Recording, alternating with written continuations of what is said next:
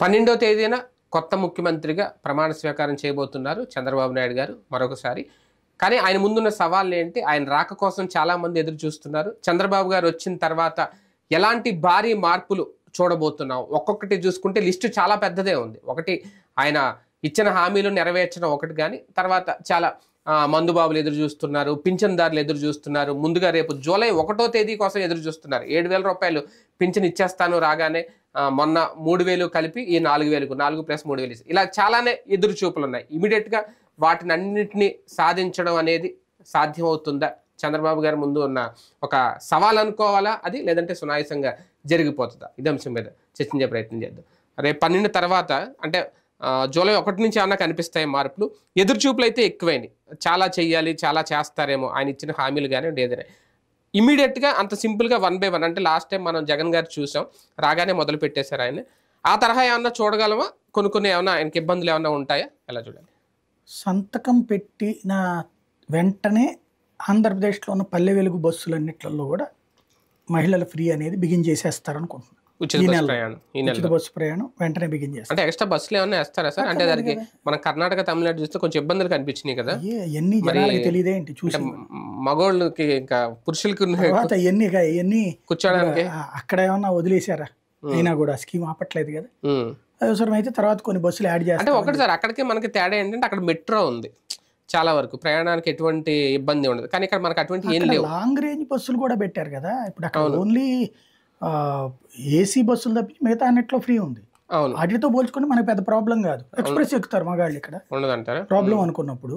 ఎక్స్ప్రెస్లు లేకపోతే అవి ఉంటాయి కదా నాన్ స్టాప్లు, అవి ఎక్కుతారు మగాళ్ళు. అంటే పల్లె ప్రాంత ప్రజలు ఇప్పటికీ ఎక్కువ వీటినే ఆశ్రయిస్తారు. పల్లె వెలుగు బస్సులు కొంచెం టికెట్ తక్కువ ఉంటుంది అంటే ఎక్కువ ఎక్కుతారు. ఇప్పుడు పెరిగిపోద్ది కదా. అక్కడ జరగల హైదరాబాద్ లో కానీ అది ఏసీ బస్సుల్లో పోవట్లా, లేకపోతే మెట్రో ట్రైన్లు వెళ్ళట్లా, అంతే చేస్తారు.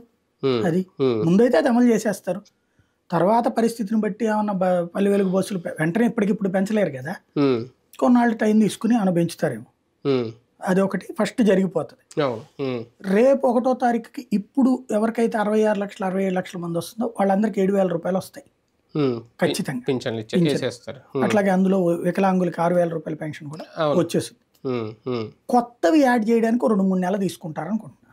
ఎందుకు 50 ఏళ్లకి పెన్షన్ అన్నారు కదా, బీసీఎస్సీ ఎస్టీ మైనారిటీ, అది ఒక 2-3 నెలలు టైం తీసుకుంటారు అనుకుంటున్నా. అది చేయడం కష్టం కాదు, బడ్జెట్ అవుతుంది, చేయాల్సిందే. అది ఇప్పుడు అది మళ్ళీ వాలంటీర్లకి విషయం ఏంటి, కొత్త వాలంటీర్లను నియమించాలా, పాత వాళ్ళని కొనసాగించాలా? ఉన్నారు కాబట్టి పాత వాళ్ళని కొనసాగించేటట్టయితే ఒక ఆస్పెక్ట్, లేదు కొత్త వాళ్ళు నియమించాలంటే అందువల్ల టైం తీసుకుంటుంది. అదే కదా మళ్ళీ ఈ పని. కాబట్టి అది ఒక అంశం ఉంది. వాలంటీర్ల దగ్గర కూడా మళ్ళీ ఏదో లిమిట్ పెడుతున్నారు, మినిమం డిగ్రీ ప్రచారం చేస్తున్నారు అంతే. అదేం 10,000 ఇచ్చినప్పుడు మినిమం డిగ్రీ ఉత్తీర్ణత ఉండాలి. ప్రభుత్వం ఆలోచన తీరేంటో ఇవన్నీ ఎవరికి తోచిందో అటు రాస్తున్నాడు. కానీ ముఖ్యమంత్రి ఆ మాటల్లో, లోకేష్ ఆ మాటల్లో, వాళ్ళు అనకుండా మనం ఎందుకు అనుకోవాలి? అది వాట్సాప్ సృష్టికర్తల వ్యవహారం. కొంతమంది అయితే ఊరికి 5 గుండె పెడతారు, అలాంటివి కూడా పెట్టారు. అట్లాంటివన్నీ విచిత్రం. బేసిక్ అంటే బడ్జెట్ తగ్గించుకోవడానికి మేబీ ఇలాంటి ఏమైనా చేస్తారేమో వీళ్ళ ప్రచారాలు. అంటే వీళ్ళకి ఎందుకు అత్యుత్సాహం? చూడొచ్చు కదా పథకం అయ్యేదాకి 2 రోజుల్లోనే ఎందుకు వీళ్ళు ఆయనకి గైడ్ ఇవ్వడం ముందే లీక్లు బేసిక్ గా. అది అయితే ఆగిపోతుంది. రెండవది అంతవరకు డబ్బులు ఇస్తారు, అది 2-3 నెలల్లో అనుకుంటా. అంటే వాళ్ళకి కూడా ఇమీడియట్ గా పెంచాలి కదా. వాలంటీర్లు కూడా 10,000 పెంచేస్తారు, నెక్స్ట్ మంత్ పెంచేస్తారు వాళ్ళకు.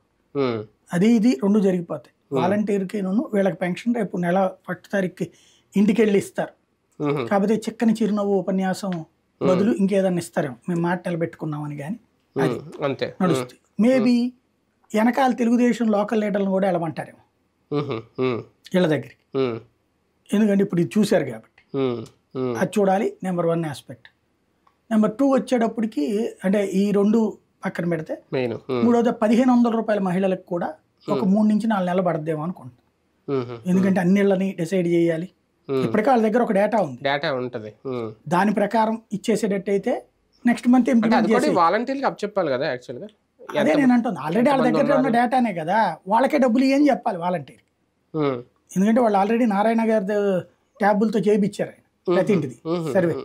వాళ్ళందరికీ ఆ కాగితాలు కూడా ఇచ్చేసారు, మీకు ఇదిగో మీ ఇంటికి 2 లక్షలు వస్తాయి ఏడాదికి 3 లక్షలు వస్తాయి అవును కాగితాలు ఇచ్చారంట. ఇచ్చేశారు. అవును. అవి వస్తాయి, అది పెట్టుకోవచ్చు అవును. రేపు పొద్దున్న చేతులు. నిమ్మల రామానాయుడు గారి వీడియో ఉంటది, ఆ, ఆడపిల్లలు ఉంటే నీకు 1500, నీకు 1500, నీకు 3000, నీకు 6000 అని చెప్తున్నాడు ఆయన. అది. అలాంటివి చాలా చెప్పారు పాపం. అట్లాంటివి అవును. ఉంటాయి. కాబట్టి ఇప్పుడు అవన్నీ ఇంప్లిమెంట్ చేతిలో డేటా ఉంది కదా, లేదా అది కూడా 2-3 నెలల్లో సెట్ చేయొచ్చు అనుకుంటున్నాను.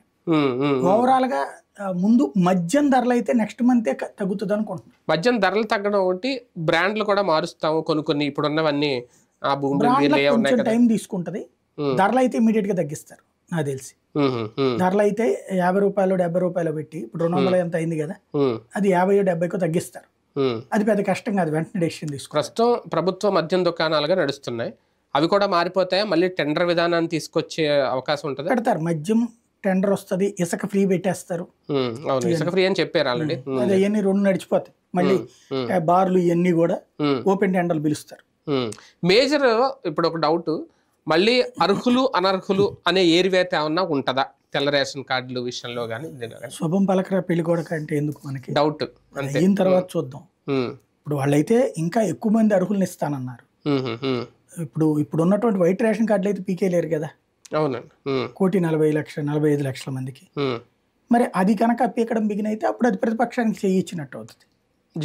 జగన్ అధికారంలోకి వచ్చిన తర్వాత అప్పుడు టీడీపీ అప్పట్లో స్టార్టింగ్ ఈ పాయింట్ రేజ్ చేసింది, చాలా మంది రేషన్ కార్డులు ఎత్తేసారు అని. అప్పుడు ఎంతో కానీ లెక్క కూడా 20 లక్షలు అన్నారు, 20 లక్షలు ఎంత లెక్క వీళ్ళు కూడా అందులో చెప్పారు. 5 లక్షలు తీసాము కానీ అది మళ్ళీ సెట్ చేసామని చెప్పారు. కాబట్టి ఒక్క రేషన్ కార్డు తీసినా రచ్చే నడుస్తుంది. ఇప్పుడు పథకాలు వచ్చేటట్టు ఇవాళ వైట్ రేషన్ కార్డు ఉన్న వాళ్ళది ఎవరిది తీయడానికి కుదరదు. తీస్తే మళ్ళీ ప్రతిపక్షానికి ఒక ఆయుధం అవుతుంది. రెండోది వాళ్ళకి ఈ పథకాలు ఇవ్వడము తప్పదు, ఇవ్వను అంటే కుదరదు. కాబట్టి అది రాబోయే 6 నెలల లోపు అనుకుంటున్నాను నేను. 6 నెలల దాకా మనం దీంట్లో ఇవ్వలేదు ఇది అనడం తప్పు. జగన్ పెట్టిన పథకాల్లో కనుమరుగయ్యే పథకాలు ఏమన్నా ఉంటాయా బాబు గారు? ఆ పథకాలు ఏమి ఉండవు కదా. ఇప్పుడు జగన్ పెట్టినటువంటి పథకాలు ఇప్పుడు చేయుతా ఉంది. ఇప్పుడు అదేమి ఇస్తానని బాబు గారు చెప్పలేదు కదా. అదే కదా. అట్లాగే కాపు నేస్తాము, ఈబీసీ నేస్తాం, అట్లాంటివి ఏమి ఇవ్వరు. అయ్యే ఇప్పుడు ఈ నెల 1,500 రూపాయల కిందకు వచ్చేది. ఇంట్లో ఎంతమందికి ఉంటే అంతమందికి ఇస్తాను అన్నప్పుడు ఇంకా మళ్ళీ ఆ పథకం ఎందుకు వస్తాయి? ఈబీసీ 18,000 ఎంత ఇచ్చాడు ఆయన ఏడాదికి. ఇప్పుడు 15,000 ఈబీసీకి కాపు నేస్తానికి ఇటుకి ఇచ్చారు. చేయూతకు 18,500 ఇచ్చారు. అవి ఉండవు. అయ్యా ఇప్పుడు కిస్తీలు లెక్కన ఇచ్చేది. ఈ 1,500 ఇంట్లో ఎంతమంది ఉంటే అంతమంది అంటున్నారు కదా, అందరికి ఇచ్చారు. కొత్తగా ఏమైనా కార్పొరేషన్లు ఏర్పాటు చేయడం ఈ ఆలోచన అంటే ఇమీడియట్ గా దీంట్లో ఉన్న చేస్తారా? ఈ 3 నెలలు ఒక టైం స్లాట్ పెడతారా? 6 నెలలు పడుతుంది టైం. అవన్నీ 100 రోజులు. ఇప్పుడు జగన్ బోల్డ్ అని కుల కార్పొరేషన్లు పెట్టాడు, ఇంకా ఎక్కువ పెడతామన్నారు వీళ్ళు. అవును, మొత్తం 139 పెడతారని తెలియదు, పెడతారు. ఉచితాలు ఇమీడియట్ గా అమలు చేయడం అనేది అంత సాధ్యం కాదు అని చెప్పి తెలంగాణలో తేలింది. వాళ్ళు పెట్టుకుని అంటే అక్కడ రుణమాఫీ మేజర్ ఉంది, లేదంటే 200 యూనిట్లు ఉచిత విద్యుత్, ఇది అవి మేజర్. ఇక్కడ అందులో అవి లేవనుకోండి, వీళ్ళు కూడా అలాగ 100 days లో పెట్టడం కానీ ఇటువంటి అదే. ఇక్కడ డే టైం వీళ్ళకేం ముహూర్తం ఏం చెప్పలేదు కదా, 100 రోజుల్లో నేను చెప్పలేదుగా. అధికారంలోకి రాగానే అన్నారు 1 by 1 చేసుకొస్తాను. నేను అనుకోవడం అయితే ఇమ్మీడియట్ గా ఇది కంట్రోల్లో ఉంటది. ఇంకోటి కరెంటు ఛార్జీలు తగ్గించగలిగితే మధ్య తరగతి చంద్రబాబుని దేవుడిగా చూస్తారు. ఇప్పుడు ప్రస్తుతం కరెంటు ఛార్జీలు యథావిధిగా ఉంచితే పెద్ద ఇష్యూగా పెంచమని చెప్పారు, అంతే. పెంచమంటే కుదరదు, తగ్గించగలిగితే ఇంకా బాగుంటది. అవును, 3 సిలిండర్లు ఉచితం ఒకటి కూడా, దానికోసం కూడా చాలా మంది అది ఏడాదికి 3 కాబట్టి ఏడాదికి 3 కాబట్టి ఇంకా టైం పట్టొచ్చున్నది. ఇప్పుడు అది కూడా 100వ రోజునేమో ఇచ్చాడు కదా రేవంత్, 2వ నెలలో 3వ నెలలో బిగిన్ చేశాడు. అదే నేను అంటుంది, ముందైతే మాత్రం పెన్షన్లు రేపే వచ్చేస్తాయి. ఫస్ట్ తారీఖుకి 7,000, ఆ తర్వాత 4,000. ఇక అక్కడి నుంచి స్టెప్ బై స్టెప్ చూసుకోవాలి, ఒక్కొక్కటి. బీజేపీ సపోర్ట్ తో ఉన్నారు కాబట్టి కేంద్రం నుంచి వీటి కోసం అదనపు నిధులు ఏమన్నా తీసుకొస్తారా చంద్రబాబు గారు రేపు? కేంద్రం ప్రత్యేకించి నువ్వు ఈ సంక్షేమ పథకాలు ఇవనేమి ఇవ్వదు. ఇప్పుడు జగన్ బయట నుండి మద్దతు ఇస్తేనే అప్పులు తీసుకోవడానికి బోల్డ్ అవకాశాలు లభించింది. కేంద్రం నుండి నిధులు రకరకాల రూపంలో వచ్చిన వాటిని. ఇప్పుడు అదే విధంగా ఉంటది. ఇప్పుడు ఒక ఆస్పెక్ట్ ఉపయోగపడుతుంది. ఇప్పుడు జగన్ ఏమైందంటే బియ్యము 85 లక్షల మందికే కేంద్రం ఇచ్చింది, 1,45 మందికి ఇక్కడ ఇచ్చారు జగన్. ఇప్పుడు చంద్రబాబు 1,45 తేగలేము. అందరికి వైట్ రేషన్ కార్డు ఉన్న వాళ్ళు 1,45 మా అందరికి ఇవ్వాలంటే చంద్రబాబు చెప్తే ఇచ్చేయచ్చు. అప్పుడు రాష్ట్రం మీద బోల్డ్ అంత భారం తగ్గుద్ది, దాదాపు 2,500 కోట్లేమో తగ్గుద్ది. అట్లాగే పెన్షన్లు కేంద్రం ఎంత ఇస్తుందంటే ఇక్కడ ఈ 26 లక్షల్లో 65 ఏళ్ల వరకే ఇస్తుంది. కేంద్రం పెన్షన్లు. 65 ఏళ్ళు పైబడిన వాళ్ళకే ఇస్తుంది. మిగతా అది కూడా 850 ఇస్తుంది. ఇప్పుడు 1200 ఎంతో చేసినట్టున్నారు. ఇప్పుడు 3000 కదా ఇక్కడ ఇస్తుందేమో. ఇప్పుడు అవి కేంద్రం ఇచ్చేదాన్ని ఇంకొంచెం ఎక్కువ పెంచుకోవచ్చు. లేదా చంద్రబాబు గారు వాళ్ళతో మాట్లాడేమన్నా ఏజ్ లిమిట్ అక్కడ కూడా తగ్గిస్తారా? తగ్గిస్తే భారం ఇంకా కొంత తగ్గుతుంది. ఇంకోటి ఆరోగ్యశ్రీ లాంటి దానికి భారం చాలా వరకు తగ్గింది ఆయుష్మాన్ భారత్ కింద లింకప్ చేయడం. అది ఇప్పుడు ఆరోగ్యశ్రీ తీరుస్తారు. నాకు తెలిసి 2-3 నెలల్లో తీరుస్తారు. ఆయుష్మాన్ భారత్ డబ్బులు మాత్రం ఎప్పటికప్పుడు రిలీజ్ చేసేస్తారు అనుకుంటున్నాను. కానీ అది హాస్పిటల్ కానట్లేదు. ఆయుష్మాన్ భారత్ అంటే 10% లాభం వస్తుందని చెప్తున్నారు.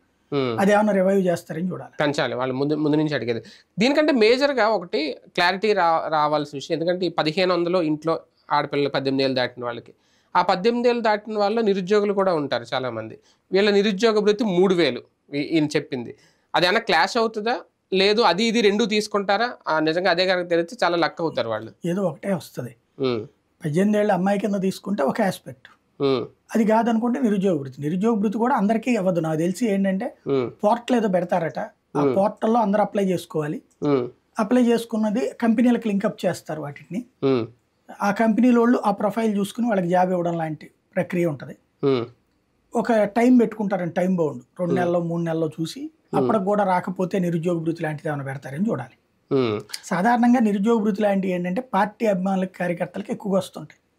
బయట సాధారణ ప్రజలకు వచ్చేది తక్కువ ఉంటాయి. అట్టండి అమరావతి రాజధాని నిర్మాణాలకు సంబంధించి కూడా ఒక టైం స్లాట్ ఉంటుంది. మనం 5 ఏళ్ళ వరకు అది చూడాల్సింది. అది ఆటోమేటిక్ నాకు తెలిసి అమరావతి నగరపు జ్యూరిస్డిక్షన్ అనౌన్స్ చేసేస్తారు. అది ఎక్కడి నుంచి ఎక్కడికి ఫస్ట్ అసెంబ్లీ సమావేశాలను పెట్టేస్తారు. అది ఫస్ట్ బెటర్ గానీ కొంచెం టైం తీసుకుని, ఎందుకంటే ఇప్పుడు జ్యూరిస్డిక్షన్ సెటిలైట్ చేయాలంటే సర్వే సిస్టమ్ ఇదంతా ఉంటుంది. అది చెయ్యాలి. అది పెట్టిన తర్వాత సహజంగా ఇక ఆటోమేటిక్ కేంద్ర సంస్థలు రావాల్సినవి ఉన్నాయి కదా, అవన్నీ ఆ 29 గ్రామాల్లో ఎస్టాబ్లిష్మెంట్ కి కేంద్రం కూడా ఒప్పుకుంటది. చేసేస్తాం, బిగిన్ చేస్తారు. ఒక యాక్టివిటీ బిగిన్ అవుతుంది. మేబీ ఒక 6 నెలల నుంచి ఏడాది లోపు వీళ్ళందరికీ అవి ఇచ్చేస్తారు.